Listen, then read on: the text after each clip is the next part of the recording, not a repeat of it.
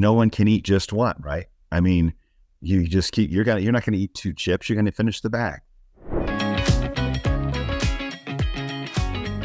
Zane Griggs, Kicking Ass After 50. And yes, that is the title of your new book. So I'm so enthusiastic to discuss this subject that, of course, I have great passion for. And you listeners, if you're under 50, you all better listen up. And if you're over 50, y'all better listen up. So we got some issues to handle. We got your positive energy, your cover boy on the fitness magazine, and the great Instagram content. So I can't wait to get into it. Thanks a lot for joining us. Oh, thank you, Brad, for asking me to be on. I really appreciate it. This will be fun. So I found out you're from Nashville, and unlike all these super cool people who have moved there in the last 2.5 years, you stake your claim a long time ago. So tell us about your journey going from the West Coast and then a long time immersion in the fitness industry, and then what you've been doing lately. Well, wow, that was quite a ways back. So about 98 or so, I was grew up in California. I traveled around a bit. I was there. I need to start over, and I wanted to go somewhere where I could make a living and still hang on to it. So I had a buddy invite me out to visit Nashville. What am I doing? I'm not a musician. Why would I go to Nashville? But I got here and I loved it, and it was like this very entrepreneurial city, great place to network and make things happen. Everyone's just kind of, really grooving and connecting. And it was a little bit smaller town, easier to connect back then than it is now. It's really grown up a lot. But I was just getting into fitness as a personal trainer. I'd been important part of my life for many years at that point, for 10 years or so. And I wanted to just do something I was passionate about. And so I'd been doing a little bit in California, and I came out here and just kind of started. And that's when I really started digging in and think, understanding more about low carb dieting. And then maybe in 12 years or so, experimenting with some intermittent fasting, and really found that, those kind of tools were helpful for people who want to reverse disease, but they're also part of my own life. They're also part of my own practice. And because I want to be able to, teach from experience, and then really connecting in the last few years around the animal-based community, just trying to get everybody to connect who understands that people who, the guidelines we've been handed by our government, they don't work. And vilifying animal foods, vilifying low carb diets as if they're dangerous, or keto as if it's dangerous, those kind of even fasting considered dangerous. Many thousands of years of this practice in cultures all over the world, and suddenly it's dangerous. There shouldn't be any infighting in those of us in the alternative health who are trying to help people. We need to be a community that supports each other and understands our enemy, our true enemy, our pushback is these false ideas that are leading people in the wrong direction, that are really been codified by our federal government and paid for by processed food companies, all their money behind the research in academia. That's the true enemy. So fighting between someone who eats fruit, someone who eats a few more carbs is like silly. So I have podcasts. I try to kind of explore these ideas, invite people on from different, I would say, dietary platforms or whatever, and really just say, hey, what's working for you, and why is it working for you, and what have you found? So just to give room for people to have that, the real, play and like what works best for them, but within, like a whole food setting. And that's where I, not to try to get too dogmatic about a particular dietary, set group of small parameters. And that's where I am now, and finding even more so as I get older with the, AF, kicking ass after 50, healthy AF, things change even more so as you get older, as you've probably found out. You can't handle as much stress, certain stressors when you get older. Like you've got to, 50 is very different than 40. And you need to let yourself change and modify your lifestyle in order to accommodate where you are right now and what your body's needs are, and not be so tied into a dogma that you're not paying attention to what your body's telling you, what the feedback you're getting from your body, you know, and in regards to your health. And that's real. I'm right in the middle of that. Right? You know, really experiencing that over the last several, like I'd say 3 or 4 years. Experiencing what? The changes and the variation. Yeah. And yeah. Where I couldn't really, you know, push the needle as much with fasting and fasted workouts and staying low carb without seeing some downside when I was overdoing it. Like I was really pushing it to the point that I was overtraining. My sleep wasn't so great. My blood work was showing high sex hormone binding globulin, you know, showing up that, which is a result of stress and high cortisol levels. And so I realized, okay, all these things are good when used in the right context. They're great tools for reversing disease. They're helpful for, you know, autophagy, for creating a certain degree of stress, just like a workout is, right? But they can all be overused. And if you're putting them all together, you have to consider the context of the entire environment around your workout, how it's affected by your diet, how that affects your sleep, and then where you are in your life with work stress, family, relationships, all those things create stress that we have to manage. And if you're pushing the needle on all of them too far, you're going to feel that your body's going to push back and say, you know, we can't handle all this. It's going to try to shut you down and say, hey, slow down, you know, put on the brakes. You're overworking us. So I think you found something similar in your experience. Yeah, you open up an important context here, and the individual variation. One of the variables is your six-pack, man. So if you're using these, and I love how you call them tools, which is a great characterization of the popular dietary and fitness. I guess we can call everything a tool in the toolbox. But when you start overloading, and you're already lean, fit, active, healthy, and energetic, and the research shows this, especially with the ketogenic diet, it benefits people with metabolic dysfunction vastly more so than someone who's already metabolically healthy. And I think there's been a lot of great success with people who are, you know, trying to recover from standard American diet and living practices. And there's also been a lot of success with people going for that last 5 pounds. And I'm sure in your career as a trainer, you have people walking in the gym who are very enthusiastic. They watch what they eat, they work out, they just want to optimize and go from level 8 to level 9. And that's where these tools, again, can come in handy. But another thing you said going back is that, you know, we're doing infighting, we're debating the particulars, we're splitting hairs, we're obsessing and possibly bringing on more actual stress in life because we're so keyed up about all these things. And the starting point for the conversation, I'm imagining like, hey, you can't come into the theater unless you have a ticket, and the ticket says that I've ditched processed foods from my diet. Then we don't have, there's nothing else to talk about if you don't have that ticket. Exactly. I mean, that's what the real enemy is. That's what the processed oils, excessive processed sugar, processed grains, you know, to a degree that they take up the majority of the average American diet, right? 71% says Warren Bourdain.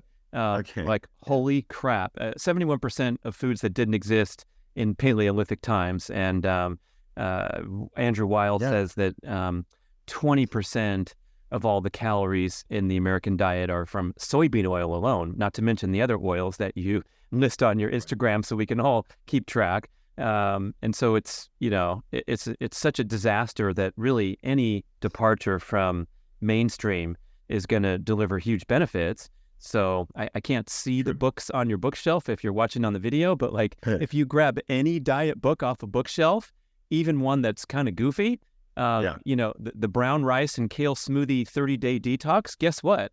It's going to deliver sensational results in a short time, in 30 days, because you're off of the Ben and Jerry's and the, you know, the really truly poisonous and toxic foods. Right. Yeah. Boxed cereal. I mean, you probably saw there was a lawsuit a couple weeks ago threatened by the cereal companies. They're threatening the FDA for going to lower the allowable amount of sugar in what was considered a healthy food. And their argument was, well, that'll eliminate 95% of the cereals in the grocery store as healthy foods. Exactly. Because they have 5 times more sugar than they want to allow for healthy foods. But the processed food companies have enough money. That's the second largest lobby group in the country, second only to Big Pharma. And it's like they have a lot of, they're funding these research studies. You know, they have a lot of pull with our Academy of Nutrition Dietetics. You know, they have a lot of power with the USDA. And so that's why we have guidelines, and your doctor might be saying, oh no, keto might, give you heart disease, might be a danger, or might be don't go too hard, just eat less, move more, because that allows you to eat whatever you want, and who can really, when you're eating those foods, who can really moderate that very well? Because they're so addictive, and they stimulate hunger. They stimulate your insulin levels, they stimulate your blood sugar. No one can eat just one, right? I mean, you just you're not going to eat 2 chips. You're going to finish the bag. It's the idea that you can eat just a little. I mean, few of us, we eat satisfying food. We eat whole food, meat and fruit and, whole foods. So we get those satiety markers hit. And if we want to let in a little bit of something that we enjoy, small amount, we can do that without going crazy, because we've hit our satiety markers with our whole food. But if your diet is 65% or 71% processed food, you've got these things that are stimulating insulin and, affecting your liver's ability to process fat and sugar. You're probably pretty helpless as far as willpower goes when it comes to, limiting how much of these processed foods you're going to be eating. That you're fighting a bigger battle than someone who's 5% of their diet is processed food and trying to limit how much you eat. I mean, like you said, you got to eliminate it, right? To really let your body change and let your hormonally go back into balance. It's not just calories, it's hormones affecting our hunger, our blood sugar, how we process fats, right? So you're dead on. As long as the ticket says get rid of processed food, then you can accurately, I think, find your balance, find what works best for you. And that may change over a year, 2 years, 5 years, 10 years, depending on where you are in your health and your age and your activity level, and we have to allow for that. I think there's a little too much of, well, I had made my Instagram handle with carnivore in it, so I better stick to carnivore. You've written books, 2 meals a day, the keto diet. And yet here you are very happily say, hey, guess what? I feel so much better when I have fruit first thing in the morning, or I'm start eating, first throughout the day to fuel my activity level, because I'm healthy and I'm active and I feel good. My blood work's all great. I don't need to be overly restrictive because I'm not trying to reverse anything. I'm trying to perform. And I think that's awesome that you've taken that stance, and that you're giving people the opportunity to allow themselves to, like, okay, I don't have to corral myself into this overly restrictive diet for the rest of my life. After I've corrected my disease, my insulin resistance, I'm fit, I've changed my lifestyle, I'm sleeping better, I've got more movement in my life, and I want to do more physically. And I think that's awesome that it's kind of like, oh, it's okay to talk about that. I think it's incredible. Thank you. And again, it's like, once you punch your ticket to a clean eating lifestyle, then we can start to reflect on the importance of, having your stress markers in check. And if we make a scoreboard and we realize that the ketogenic diet, intermittent fasting, low carb, all these things are, by definition, they're inherently stressful to the body. That's the mechanism by which they deliver the benefit. So when you're in a fasted state, your anti-inflammatory gets boosted, your immune function skyrockets immediately, the amazing cellular repair process of autophagy is upregulated because you're not eating. That's the body's response to the perceived stressor. And, Right. the same thing happens when you're lifting heavy weights or doing a sprint workout or going long Right. on the weekend. And so that stacking, it sounds like you've dabbled and, pushed it out to the outer edges. So I'd love to know how the journey has gone for you, where you were, getting results with fasting, with low carb, and then finding that experimentation and layering in your peak performance goals and adjusting and optimizing over time. Well, it's constantly optimizing. I'll tell you that. It's always looking at it. It's always trying to pay attention. With a big, I think my biggest or most, the indicator I'm paying the most attention to is my sleep. And I'm monitoring it with the Oura ring. I'm saying, okay, am I getting enough deep sleep? Why not? Was my sleep disturbed? Was I waking up in the night? Like, is cortisol suddenly shooting up at 3 a.m., waking me up? It's like, okay, so what's going on? Am I overtraining? Did I overdo it that day? Did I work out too late? Did I eat too late? But then also, I know on days like I try to do once a week just to keep myself disciplined and to keep myself in check. After a weekend, like usually Monday, I will fast until dinner. Okay, so that's a stressful day, and I will make that day. I'm going to push it. I'm going to drop some water weight. It's like a little metabolic workout for me. Instead of a hard workout that day, I'm just fasting till dinner. And I drop, 2-3 pounds of water easy that day. And I know that night's going to be oftentimes not my best night's sleep because of the stress of that day, because of the cortisol and so forth. And that's okay because I've accounted for it. But at the next day, I'm like, okay, I'm going to start my day eating a little bit earlier. I want to make sure my workout is a little earlier in the day. So I have time to recover from it, and I can get my body back into a parasympathetic state before I go to bed. So it's that kind of thoughtfulness about, I understand these stressors. I'm not doing as many fasted workouts as I used to. If it works in my schedule and I can get it done early enough, fine. But several years ago, if I didn't work out till 1 or 2 in the afternoon, I wouldn't eat first. I would wait till 1 or 2 in the afternoon, work out, and then I would start eating that day. At that time, maybe it's a 17, 18-hour fast, and then have dinner.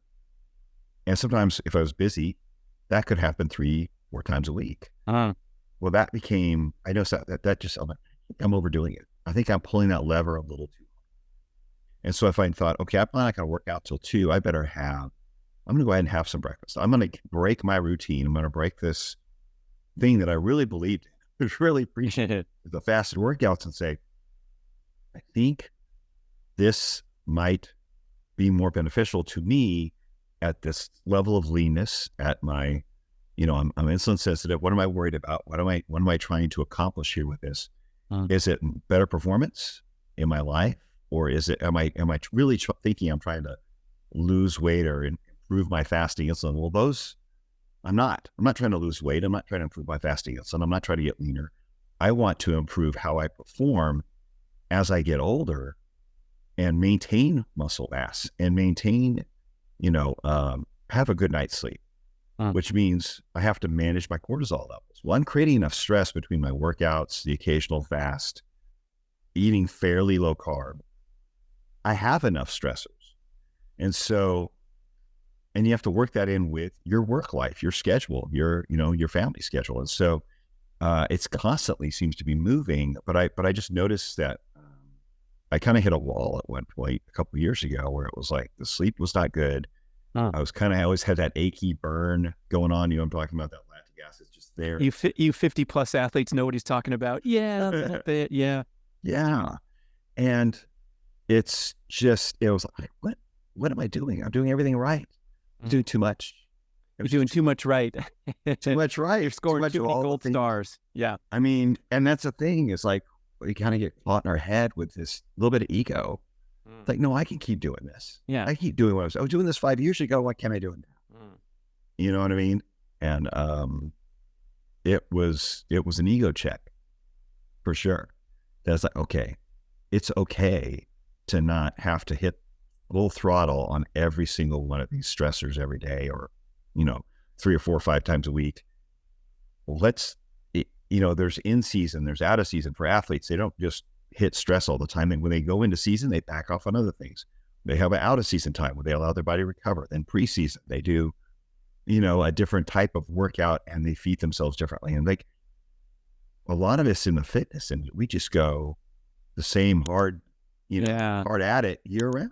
That's a good compare contrast because, I'm coming from the athletic background my entire life in the competitive setting where I have a peak performance goal.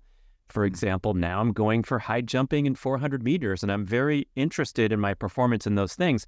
But in the fitness world, it seems like there's also a realm where you're fit just for the sake of, let's say, looking good or being fit, and fit is dramatically different than being healthy. But for a competitive athlete in the major sports or in track and field, if you're not healthy, you're going to fall apart. But if a fit person still has a six-pack when they're disastrously unhealthy, and we know now that the information is leaking out about longtime CrossFit enthusiasts, that saying where you can tell a CrossFit person from across the parking lot, but then you can tell them up close because of all the scars from the surgeries on their shoulders or knees or whatever. I think that's kind of, I don't mean to denigrate the entire, protocol there, but in my experience, participating in not very many CrossFit workouts, but just talking to people and coaching people, about half of the workout is super awesome. And I totally support that broad-based fitness competency and the challenge of running around the block 400 meters and then coming back and climbing the rope. And I feel like around halfway through, I conclude that is the absolute optimal workout, even for a fit person like me. And the rest of it's just getting me tired and increasing injury risk. And I think that's the same for a lot of traditional fitness programming where the first 23 minutes is badass and super, stimulating peak performance breakthrough.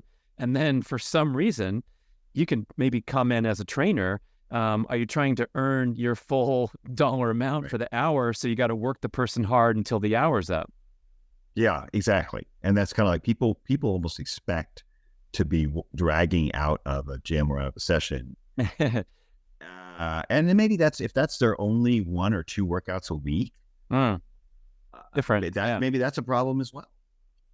It's like, what else do you do? And just when you're babysat by a trainer, you're not even active. You're not even doing a baseline level of walking the dog. And then you're going and slamming with the trainer. That's not going to, that's not a win-win. The trainer can't help you too much. No, but I agree with you that usually my best workouts it's something where I'm going hard at it for about 30 minutes, maybe pushing 40 sometimes, but usually that last 10, 15 minutes, I'm like, it's more about movement, about working on a particular movement that I want to improve, but it's not hard. It's like something that's more thoughtful and rotation and things like that, working on those kind of things. And I'm working much more, especially over the last couple of years since I got older, more on mobility, where I've replaced some of my strength training workouts with a mobility workout, or I'm doing 30 minutes of mobility, floor work, trying to animal flow, that kind of stuff, moving like on the floor with the animal movements, or just stretching and maybe hanging from rings and just trying to open up the shoulders, the hips. And because we start stiffening up, you've seen the older guys, right, in the gym, who are just in the gym doing heavy work. They walk like robots. Yeah. How about the runners, Zane? How about the marathoners? Yeah. They're hunched over robots. Hunched over and looking at robot. Yeah. Yeah. And so it's like, no, I didn't want that to be me. And so I started looking at young guys who are I try to learn from them. There's all this new movement, these flow movements coming out, and all this stuff with mobility. It's amazing. And you just move better, you feel better. And I think,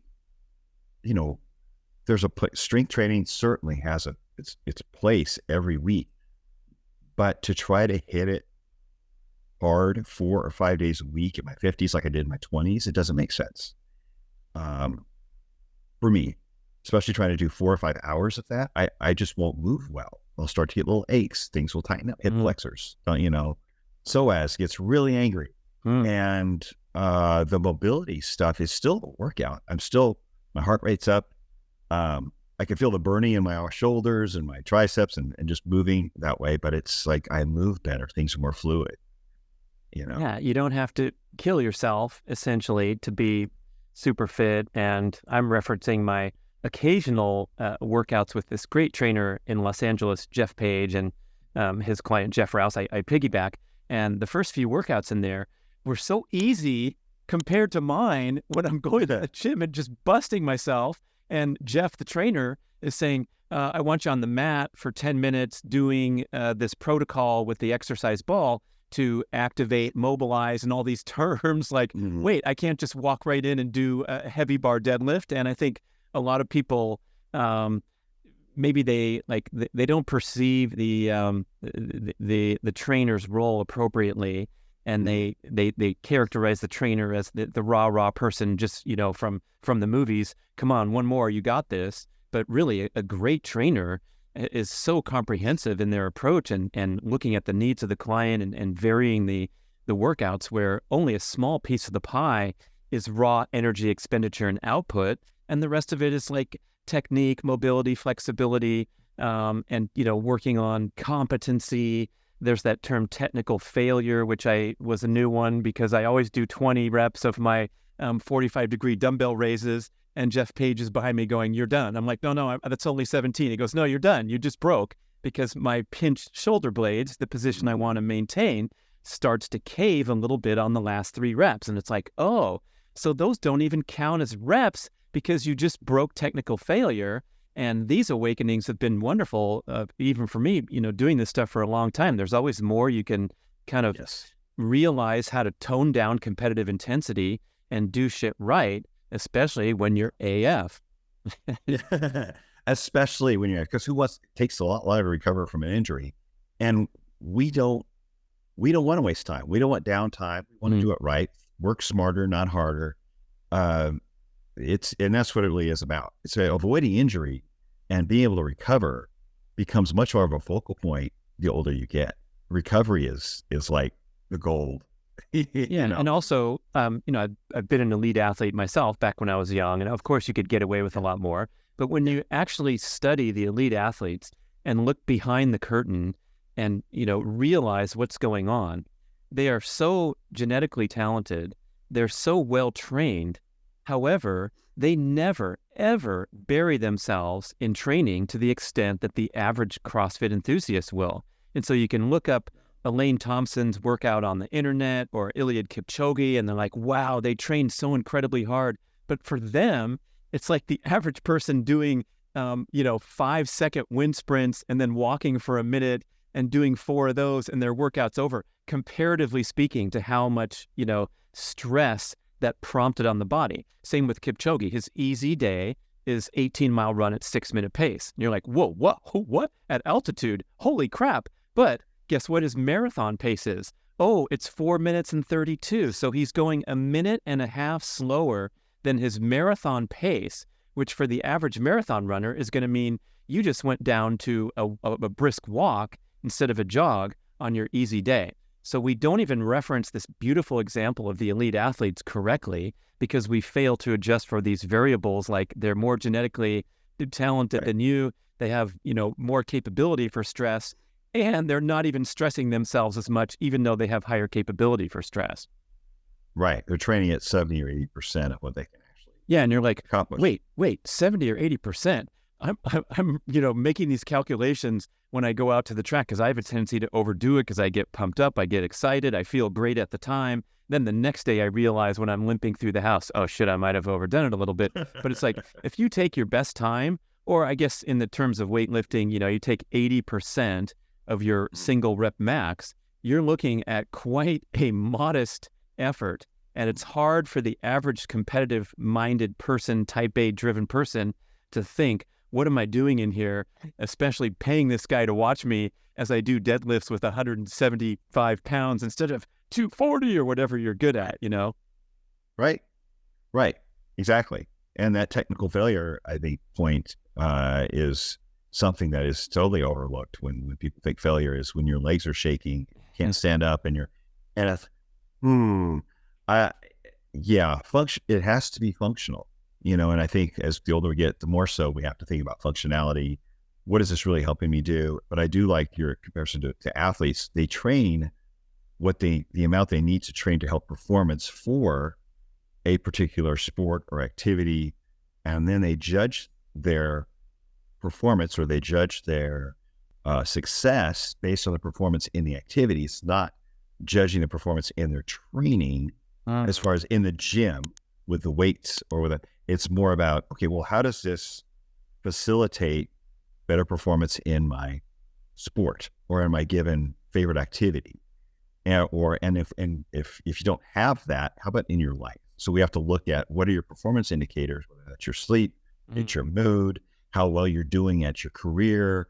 Are you run down when you're going to work because you've been pushing it too hard? Or are you hitting that work, your business like an athlete? Are you hitting it with that full throttle? Because that's where do you want to perform? I don't think the gym should be the place where we ultimately judge our performance. And unless you're going for the pro powerlifting. Right. But I mean, if that's your sport, then judge it for your sport. But I mean, even those guys take time off where they're like working on technique, speed. They're going with a lighter weight to move, like how quickly can I move this? So they can't, even those guys aren't doing 1 to 3, maxing their 1 or 3 rep max every time they go in the gym. They might do that, periodically, but then they're doing, what's 80% of that? And let's work on speed. Let's work on form. Let's work on, because if they're hitting 1 rep max at their top end, 100% every single time, they know they're going to overtrain. They know it. But that's what the average person does when they go in the gym. They hit maximum level every time they go in. And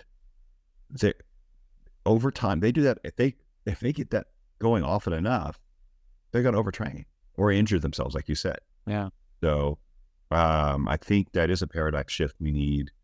And to change, again, more mobility. I've seen you have your own mobility routine as well. You shouldn't underplay that. People shouldn't think, well, that's just stretching, or that's not really a workout. That doesn't count as my activity. No, that counts. That counts. I mean, I would say you make that count. You had to shift time. You had to make time for that. You had to make energy for that. Correct? I mean, Yeah, I think one big adjustment in the older age groups here is that I'm doing so much more under the radar type of activity and much fewer badass workouts where I'm going in the gym and kicking butt and shuffling out. And those feel good to the ego. They give you that boost of endorphins. So you're in this pain-killing euphoric state after pushing yourself. And again, the harder you push yourself, the more endorphins are flowing, the more you're going to be on this chemical high afterward. However, the consequences are much more severe. So I continue to make this mistake today where I dialed it up a little too many notches, and then I experience, maybe it's a 3-day, delayed recovery, or in the case I had foot surgery last November, as the listeners are probably aware of. And so I look at that with, a big giant L on my forehead, like, you idiot, you obviously overdid it, because you don't go into the surgical room unless you made mistakes in your training protocol.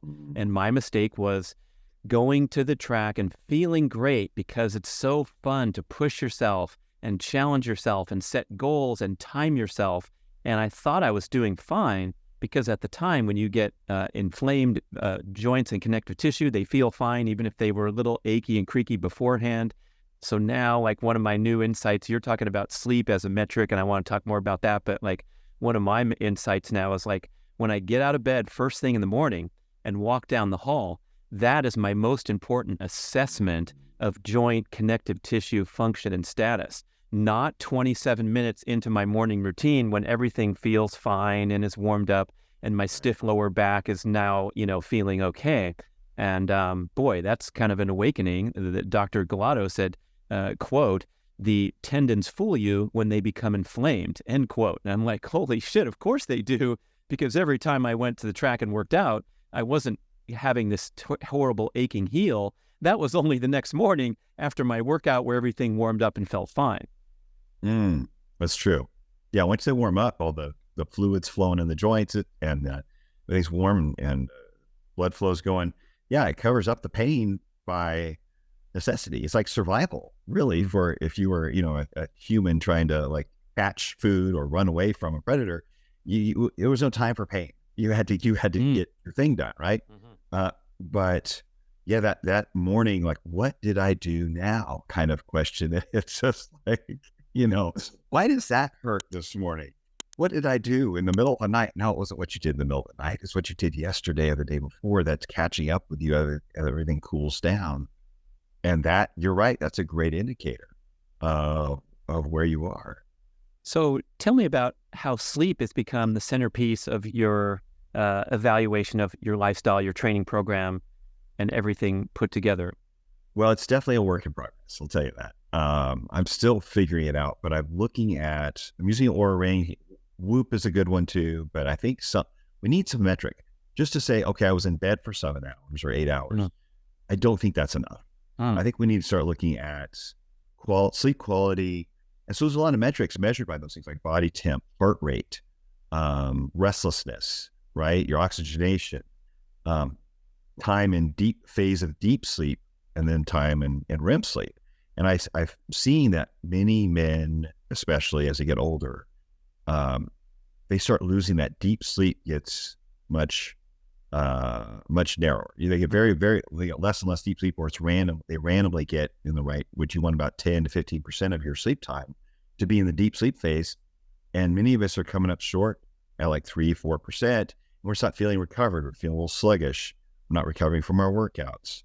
And there's a lot of things that can affect that, like alcohol, right? Eating a big meal too late can certainly affect that. Staying up too late, the whole Netflix and, let's just watch one more, and pushing your bedtime back an hour, hour and a half, 2 hours. If that window of time for deep sleep is usually early in your sleep schedule, in your night of sleep. So you can disrupt that just by staying up too late. Overtraining can certainly affect that. So I'm trying to judge, okay, why, kind of look at it. What happened? What disrupted my sleep? Have I been pushing the hard workouts too much?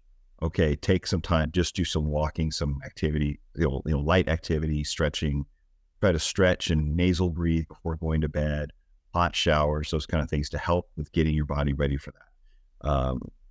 And those other indicators like body temp, if it's not getting low enough, if your heart rate is staying too high, all of those things, they're affected by what you did that day or maybe the previous days, and they have an effect on the quality of your sleep. And so, since recovery is really the focal point that keeps us moving forward, right? It allows us we can push through it if we want to, but the question is, should we? How are we recovering, especially as we age? That's what's going to keep us out of the hospital, out of the surgical room, keep us moving forward and performing well at our given careers, is our ability to recover. And too often that is sabotaged. And I think sleep we say, oh yeah, you definitely need sleep, but well, how do we measure that? And so it's easy to measure food. We have all these food trackers. Our workouts, it's obvious because we're awake. But when you really don't know how you're sleeping when you're asleep, when you're in bed, unless it's just obvious that you didn't do it. And so looking at these metrics, I'm trying to say, well, what had the negative effect, what had a positive effect? And getting in that parasympathetic state prior to bed seems to be the key, rather than going go, go, go, go, go. And then like some people you keep working, you keep talking about work stuff, taking work calls, working, at your computer, right up at the time, 10 minutes before you go to bed. No wonder your brain won't turn on, right? It's having downtime, not putting a heavy meal in your belly, not trying to, have a heavy workout right before going to bed. I mean, you wouldn't do that. We know better than that, right? We're not going to go do deadlifts an hour before we go to bed. That doesn't make, you're pumping your body up. So, but all of these factors, I think, have been underestimated, at least they were in my life. The impact of these factors on our sleep. And so moving my evening meal, making sure I've got that evening meal done by a certain time, making sure my bedtime fits in a certain window, getting away from the phone and getting away from work a couple hours before, work related activities, at least 2, maybe 3 hours before bed, blue light blocking glasses to try to keep out any kind of LEDs and, just light, the full spectrum light coming into your eyes, limit it as much as possible. Those kind of practices, which would really emulate maybe if we were just, 200 years ago working on a farm. Well, when the sun goes down, you can't do much more work. You might read by candlelight, but you're not going to have a lot of light blazing in your eyes. You're not going to be doing heavy labor. You've been doing that all day.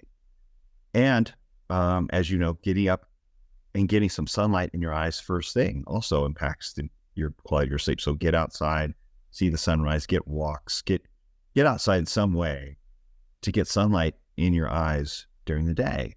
And those little things have a big impact in your body's understanding of your circadian rhythm and knowing when to get in that parasympathetic state. But I think in our current lifestyle, especially in the West, where it's very career driven, it's very go, go, go, go, it's the hardcore. It's like, well, I haven't got my workout in yet. So 7:30, I think I'll just try to squeak it in now. And then try to be in bed in 2 hours.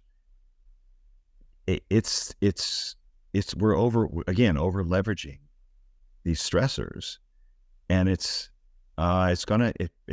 definitely has an impact on our sleep quality. And so I don't say I've got it figured out, but I can certainly tell, like, oh yeah, I overdid it here, and here's the results. Or I ate too late that night, or I was up too late working on a project, and my brain just didn't turn off. So I woke up at 3 a.m. staring at the ceiling with my heart going boom, boom, boom, boom. So it's, again, a work in progress, but I'm paying attention to it. I'm monitoring it, trying to manage it. But I'm finding it more and more important, and more as I get older, to make sure that is something I pay attention to, so that I can perform well and recover. And it's become more vital to me now than ever, Do you think the technology gives you additional insights beyond waking up in the morning and feeling okay or feeling a little drag ass? I think it helps. It gives me some insight in that, okay, what metric was off? So was my heart rate too high? Or heart rate's okay. Okay, body temp was a little high. Well, maybe that's because I ate too late. Or it helps. You could argue maybe you got too many metrics to worry about, but for me, the metrics help me look back and say, okay, what would have affected this particular thing that's off? Or do I feel good because of the amount of time I spent in bed, or was it because my deep sleep specifically was a little bit longer that night? And what did I do? It allows me to see what I did right. Like, look at the day. Okay, what went right? What was the effect? What went wrong? Without a bad night of deep sleep. Okay, what did I do that may have affected that? And it's allowed me to look a little closer at, like, just how sensitive my deep sleep is to certain lifestyle habits I had, to try to connect them together, as in terms of timing, that for that day. So, I'm a geek on this stuff, so I just try to, metrics are kind of fun in a sense. Yeah, that's also an important statement, because you hear people averse to it. My man Mark Sisson is touting himself as the anti-tech guy, and I kind of have a lower tech approach to training, just from my history of going around and riding my bike before we had wattage meters and things like that, and Right. just being like reluctant to fill up with more technology. However, the mere fact that you're a geek about it implies that you have, a heightened interest and awareness to getting optimal sleep, and also good critical thinking ability to realize that, yes, that late night meal with the alcohol did indeed adversely impact your sleep. It's kind of an obvious insight, but the fact that you're tracking it, noticing it, and you have your beautiful little graph with a bunch of smiley faces and then a frown, I think we all deserve to be more connected to the importance of health, rather than just breezing through our days, weeks, and years with, putting it on number 7 on the priority list. Right. Well, I mean, and I respect, actually, Mark Sisson's figured several things out. He's 70 years old, and or turning 70 this year. I think he's like the epic, 70-year-old man right now. I mean, he's a stud.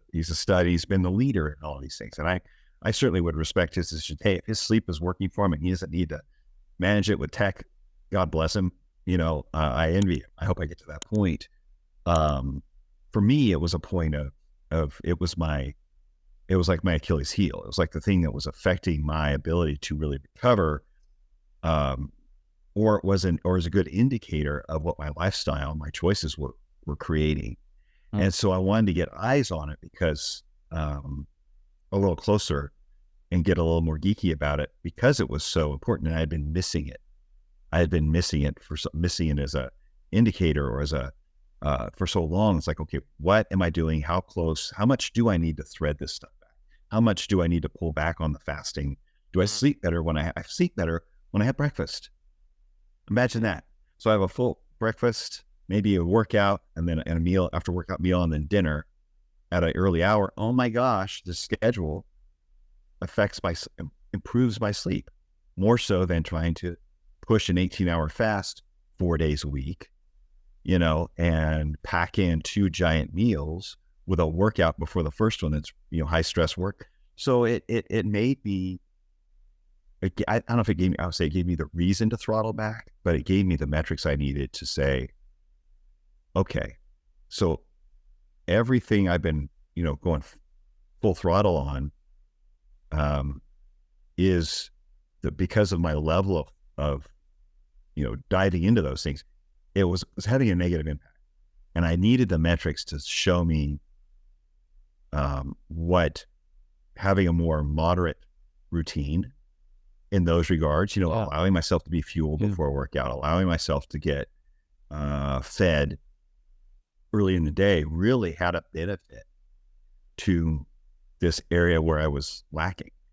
And so it was almost like gave me the excuse to not have to go so hard. It was like give me the excuse to take care of myself and not feel like I had to pound my head into the wall with every single thing I was doing, with my diet, with my exercise, and say, okay, it's good to have recovery days. It's good to have more moderate workouts. It's good to feed. I see most of fitness. I see this for a long time, especially with the bodybuilder world. Everything's about anabolic. It's going to be anabolic outlet. So you see this overfeeding. And I've always thought, we can't truly have anabolic response. You need some catabolic in there to create that kind of your slingshot, right? You need to pull back, and then you have catabolic, anabolic. It's a balance. You got to, if you're just fed, that's like, say, high insulin all the time. Well, obviously we know you get ultra growth, you get, tons of growth. Well, that's not always good. You need some time where you have cleanup, you have repair, you have time to kind of clean house, so to speak. And to make insulin making your body more sensitive to insulin, it needs a time when it doesn't have it hitting it all the times. But I was going too far anabolic. And so it's finding that balance between anabolic and catabolic that we all want, where we have the health and longevity benefits from the catabolic state periodically, and then have the recovery with the anabolic and growth and performance. And it's again, finding that balance. And sleep, I just found sleep to be one of my better metrics for determining if I was hitting that balance. Right. If you're just measuring fitness is a fight or flight engagement to see how exactly. much you can lift the bar up or how fast you can run around the block. And that's not going to be relevant to your overall state of, stress, rest, balance, and long-term well-being, because we haven't checked in on the parasympathetic side and seeing if you're nurturing that. So I like that. You can go track your fitness during the day and then track your sleep at night. And hopefully those things will trend together in a positive nature. They have to. They need to, for sure. And again, I think as we age, it becomes more and more important to pay attention and make sure that's happening, because, I mean, it's just not, it's not It's not easy. Let's face it. It's not easy as we get older to stay healthy, to stay fit, to have that motivation.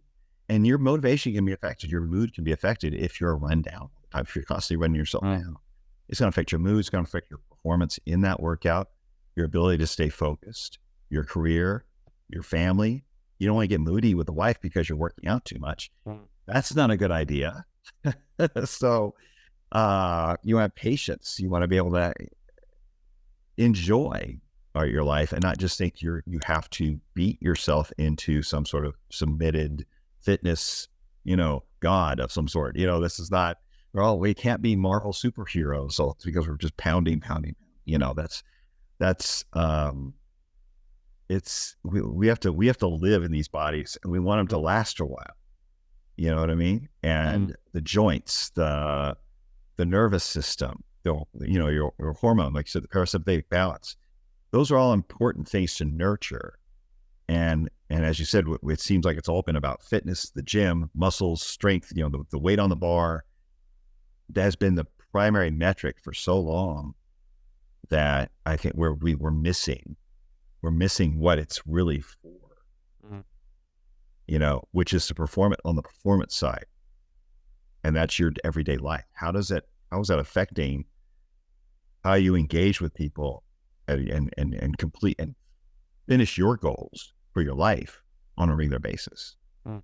And I think about, there's a lot of people who are completely neglecting their fitness, and they may be looking at us thinking, those people are crazy. They're just beating themselves up. Yeah. But if you think about getting yourself in a healthy state in your 50s and 60s, what that would do to your career, what would it mean financially or personally to add 10 more years, healthy years to your career life when you're at the peak of your career, when you're at the point of your life you have the most witness and wisdom and insight and experience, and yet your body's falling apart, and you can't put it to work, you can't leverage that.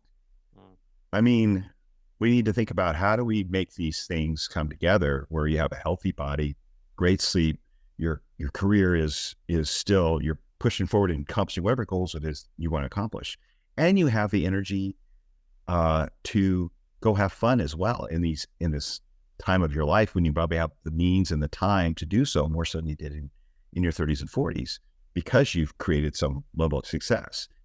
There's a benefit to health that a level of health that would keep you out of the hospital, off the meds, and really able to function on a high level. At the same time, you're at the peak of your experience and wisdom in life. Yeah, usually those maybe don't match up too well. They don't. They kind of pass each other right about 43, 44. Yeah. They got to go, Yeah. And so to be able to keep going with that, I think that if we start posing fitness for people our age in that light, like, what does that mean? What would that mean to you to have 10 or 15 extra years in your career? We think about life expectancy going to 80 and 90s. Well, maybe we need to change our paradigm about what 50s and 60s need to look like and what kind of health and fitness we need to be in our 50s, 60s, and 70s. When our life expectancy is being pushed out 10 or 15 years as well. Maybe in your work life, work at what you want to do, work as much as you want. Maybe you can pull back, you don't work as often, but to still have those things you're able to do because you want to do them. You're working at things that you enjoy and that keep you busy, keep you moving towards goals that are bigger than you, that you want to achieve into your 70s. How awesome is that? Like your buddy Mark launching a shoe company at 69 years old, that's epic. Who launches companies at 70 years old? So with your clients over the years, what are some of the trends that you've seen? Like, what are they coming in looking for at first? Do they respond to some commentary like you just provided? And what are some of the challenges you've had to work against when we're looking at, average people coming into the gym, well-meaning, well-intentioned, somewhat of goal-driven and motivated enough to hire a trainer, and then we, try to bring them to the next level. Yeah, making some lifestyle changes is often difficult because, especially depending on the level of fitness, but many times they're at a point in their career. Many of them are successful. I go to a lot of people's homes, so they have a home gym situation. They are experiencing that. They want to keep going their career, keep charging hard, but their body's starting to pull back, and it's changing their diet, maybe pulling back on the alcohol, those kind of things. I mean, they're willing to put the work in to do a workout a couple times a week, and then maybe add some walking in, maybe some moderate activity. But I think diet and lifestyle, where they're like, they've been having fun, right? They've been enjoying this time in their life. They have a little more means, a little more time, and they can afford, a little bit of better food, better wine, that kind of thing, more fun time, having a little more fun. And it's understanding that, they can still enjoy their life without having to have everything such a, rich level of, indulgence, and I think, that they're actually they're going to feel better, and their blood work's going to improve, but just by making adjustments in the frequency at which they enjoy that alcohol, or, how late they're eating, or maybe shutting down their work life a little earlier in the evening. So they're not on the phone 15, 16 hours a day trying to close deals. It's like, you know what, how about, can you still be successful and keep it to a 12-hour day? Maybe, I mean, that's, it's those kind of habits where what got them there. So the level of output and the work level that got them to that point of success, has become a habit. And it's kind of like how we might've been with fitness. You have to allow ourselves to throttle back a little bit, and understand that, that level of stress at some point is going to catch up with you, and it's causing increased cortisol levels. That's going to affect your heart. It's going to affect your insulin levels. It's going to affect that visceral fat building up under the belly. And that alcohol, you cannot drink like you did when you were 35. You're going to have to scale back. That's affecting that visceral fat, cortisol levels. It's your sleep, and there's those reality checks where, it's sometimes hard for them to understand as well. They want to just go in and do a workout and feel like that's going to fix it. And you really need to take a complete lifestyle approach where you have to prioritize your sleep schedule. You need to, like I was doing, affect with your meal schedule. What is how often are you drinking? Getting away from work a few hours before bed to let your body calm down and get a parasympathetic state. That's being much harder as we get older, so it's accepting that, your age has an impact, and these things you've accustomed to, they brought you this level of success that for the last 15, 20 years, maybe that level of work isn't benefiting you right now. It might benefit your bank account, but it's not benefiting. You're being so gentle, kind, and loving. You're hitting these guys with their reality insight, dude. Wake up. It may not be benefiting you, possibly not. Yeah. Your body's pushing back. Let's look at your blood work. Look at that gut hanging over your belt. That it's unnecessary to be there at 55, 65 years old. We know this because there's healthy people in those age groups. You don't have to. You can still be successful, and work hard without being unhealthy in your 50s and 60s.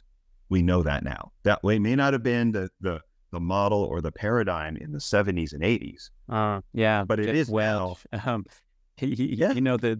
The executive legend Jack Welch from GE and his autobiography. And one of my favorite passages in there, most memorable, was how he was talking about how the leading executives were all expected to come in and work on Saturday. It was just part of the culture at GE, and he didn't think anything of it. We wanted to dominate the world and all that. And he says, I missed out on a lot of life experiences due to that, corporate culture.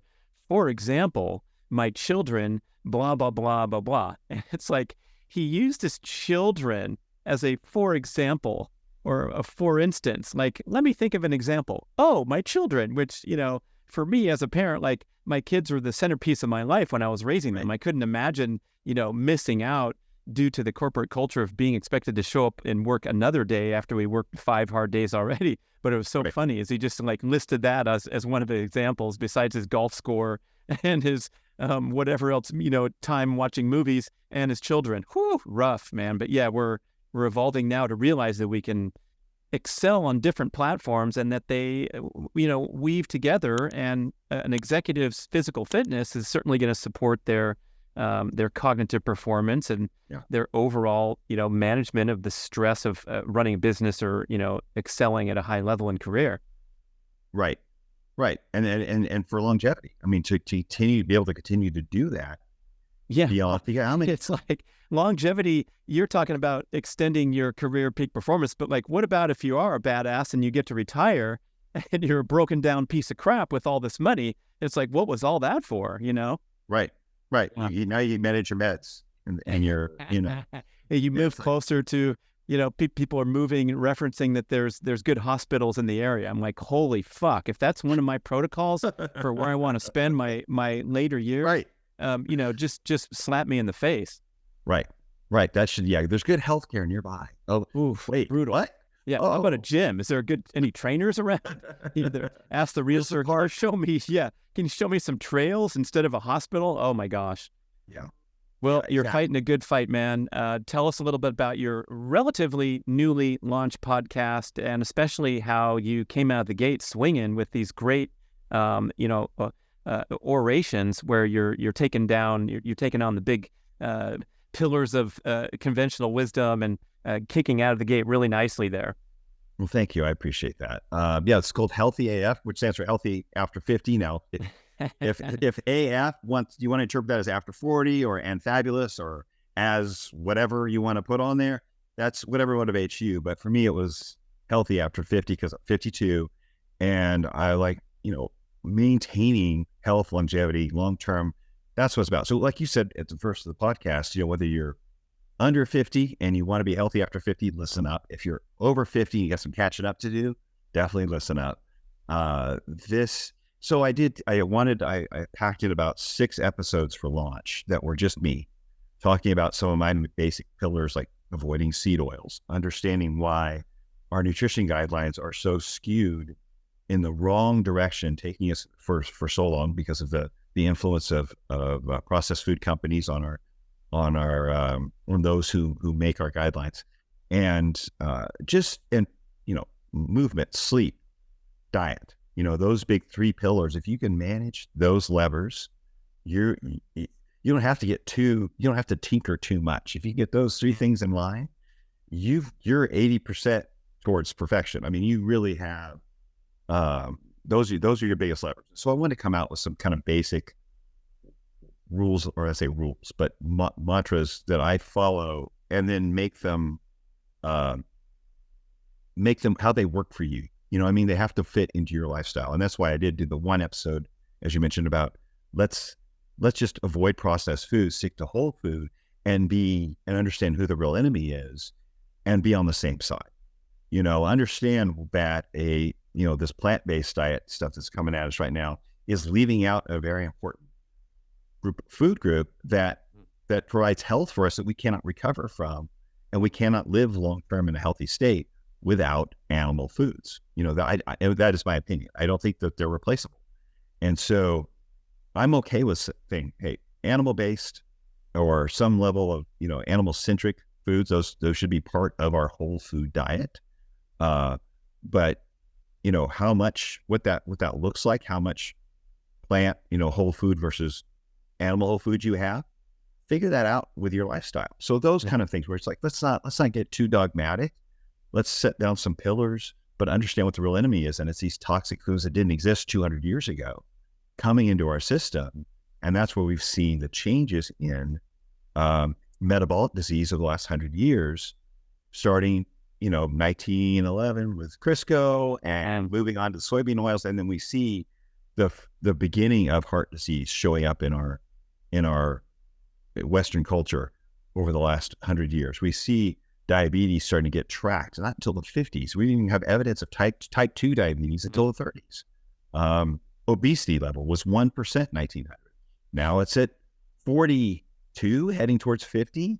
And even in the 70s, it was like in the, 10, 11% Wow. in the 70s. And so these are new things.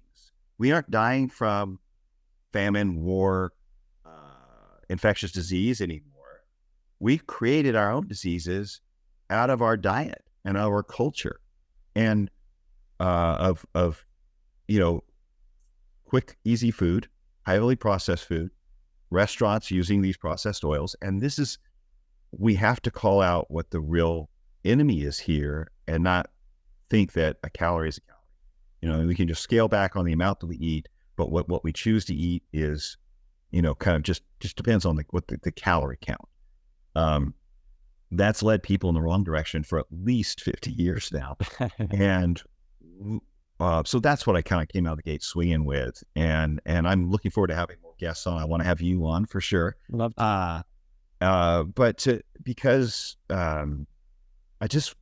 again, I'm seeing a lot of people responding who are in their 30s and 40s to the healthy after 50 message, because they want that. They know they got to start now in their 30s and 40s if they want to be truly healthy when they hit 50, keep going. That's not something, it's not really easy to turn that around once you're in your 50s. You're much better off starting that lifestyle ahead of time and just cruising into 50 with like, okay, I'm making some minor adjustments to adjust for age, time, recovery, Right. and tinkering like you and I are. Because we've had a lifestyle that was focused on our health. And even for us, we have to make changes. We're still learning. But I wanted to be that kind of create that place where it wasn't just a place for dietary dogma, but more like, let's get on a journey, figure out here's some things that I found that work really well. Weave these into your lifestyle and make adjustments that work best for your level of wherever you want to reverse disease, or you're maintaining a healthy metabolism and your activity level, and what's that doing to your sleep and your career, and really make it more of an open community of let's just